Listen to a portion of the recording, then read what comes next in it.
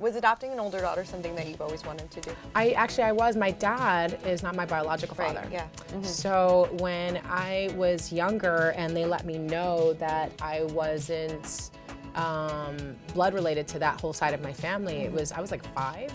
And I remember then just really, because growing up in the neighborhood that I grew up in, I was like, oh, so then I could be like some of my friends who have single parent households. Yeah. Like that could be me.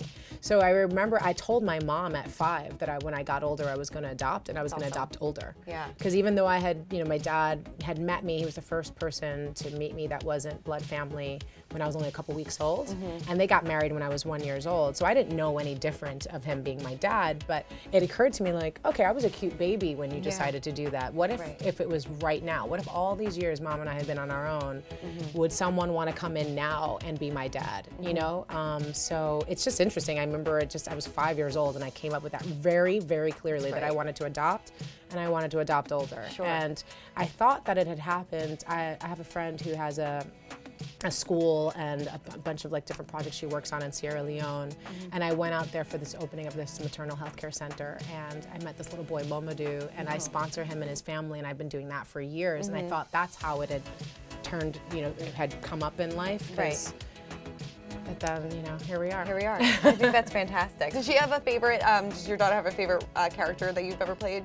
She doesn't watch most of my stuff, actually. That's so funny. We have so many actresses that come in and say their kids never watch any of their I mean, in the past few years, because of having a kid, I haven't been able to watch very much of my own stuff, actually, so I completely understand. Yeah. But, I think, I don't have a TV in my house right now. Okay. Yeah, I mean, like, we have one in, like, the guest room, but, and just in general, like, I think, just again, that time being so precious and valuable. I think about all those years I watched television with my family, but that made sense. We were there from beginning to, till now. So it's like those were times that we kind of bonded around the television, and that's still something to do with her. But in general, it's like, let's play games, let's talk, let's this again, like I talk to a lot of like social workers and stuff, and they say that that's like one of the most difficult things about adopting an older child is that you missed out on those younger years. Yeah. So you really, I mean, for any parent that I speak to, they say it goes by like this. Sure. I mean, but especially if you get your child at 11, yeah, like it really does go like this. And so it's alarming to someone be like, you're eye level with me. This is a lot.